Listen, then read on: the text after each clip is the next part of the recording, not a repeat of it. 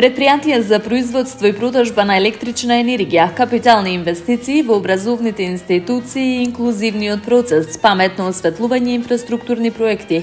Градоначалникот на општина Центар Горан Герасимовски го представи тригодишниот отчет пред граѓаните.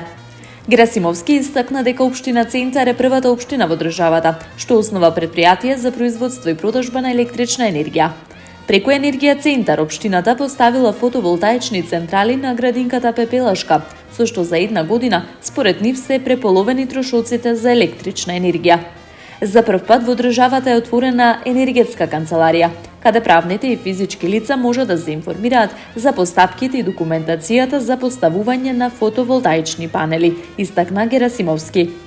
Од инвестиции во образованието, тој наброја инвестиции во инклузивниот процес во образованието, нови лифтови во училиштето Коле Неделковски и градинката Пролет, пристапни рампи во Коле Неделковски и Кочорацин и градинката Пролет, спортски сали во училиштата 11 октомври, Гоце Делчев, Кочорацин и свечината сала во училиштето Димитар Миладинов.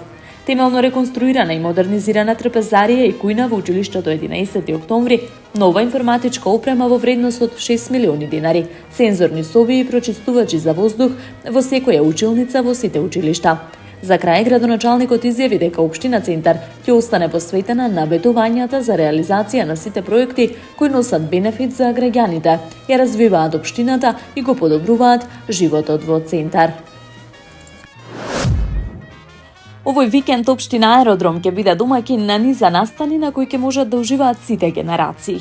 Имено в сабота на 2 ноември со почеток од 11 часот во паркот Авионче ќе се одржи традиционалната манифестација Вкусија традицијата. Љубителите на добрата храна ќе можат на голем број штандови да дегустираат автентични македонски специјалитети од сите региони и да се запознаат со производителите на храна. Истиот ден во 12 часот во Реонски центар фудбалскиот клуб Аеродром ќе го промовира новиот фудбалски стадион, при што аеродромци ќе ја имаат можноста да уживаат во добра музика, да проследат интересен надпревар меѓу млади фудбалери со познати личности, како и да се фотографираат со нив. В недела на 3 ноември, општина Аеродром во рамките на проектот Clean Air Drome во соработка со Euro Екопак организира едукативно забавен настан под мотото Селектирај, рециклирај и подобри, што ќе се одржи во паркот Авионче со почеток од 12 часот.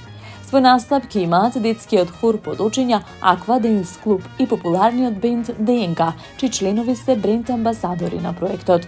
Посетителите имаат можност да донесат отпадно стакло, како тегли и шишиња, што ќе се преземат за рециклирање, а за тоа како подарок ќе добијат торби за рециклирање. Во текот на денешниот ден, јавното предпријатие Комунална хигиена Скопје изврши замена на сите оштетени корпи наменети за одлагање ситни отпадоци во скопската општина Карпош. Замената беше спроведена на околу 15 локации на булеварите Илинден, Партизански одреди и Метрополит Теодоси Гологанов, каде што се поставени комплетно нови садови. Во текот на следната седмица, јавното предпријатие Комунална хигиена Скопје ќе продолжи етапно да врши замена на оштетените корпи, наменети за одлагање ситни отпадоци во сите скопски општини, стои во соопштението од јавното предпријатие Комунална хигиена Скопје. По повод роденденот на општина Карпош 3 ноември, на плоштадот Кузман Јосифовски Питу денеска се засадија првите садници во рамки на есенското зазеленување. Во оваа екоакција предвидени се да се засадат вкупно 346 садници на територија на општината. Градоначалникот на општината Стефчо Јакимовски нагласи дека општина Карпош секоја година има есенско и пролетно садење на дрвја. Секоја година издвојуваме 1.400.000 динари. На пролет ќе ни останат уште 400.000 динари за пролетно садење, за она што евентуално нема да ни успее во текот на зимата. На овој начин би сакале да ја поттикнеме еколошката свест кај граѓаните, да ја чуваме зелената површина, бидејќи нашиот Карпош е најзелена општина во главниот град, истакна Јакимовски. Од буџетот на општината за есенската акција издвоени се средства во износ од 1 милион динари за набавка на автохтони и алохтони висококвалитетни листопадни и зимзелени дрвја. Во рамки на проектот Вештини за зелена транзиција, патејки за зелени микроакредитиви, во кој е дел и општина Илинден, а во организација на Стопанската комора за мал бизнис, се одржа работилница во просториите на Домот на култура Илинден. Станува збор за проект кој се спроведува преку програмата Erasmus+, кој се обидува да ја истражи употребата на микроакредитиви за усовршување возрастни во областа поврзани со Европската агенда за зелени вештини. Преку овој проект се настојува да се придонесе за развој на заедничката рамка и пристап за опис на програмите и исходите од учењето кои може да се користат во кратки курсеви за надградба на возрастни зелени вештини.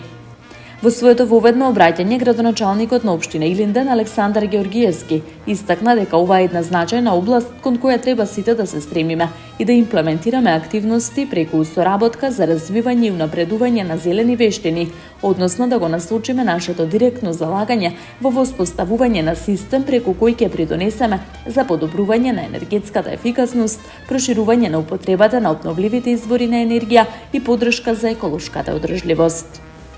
Tamo je Skopje, grad moj ljubav bliže, što mi rastu te sni. Večno ke ja sam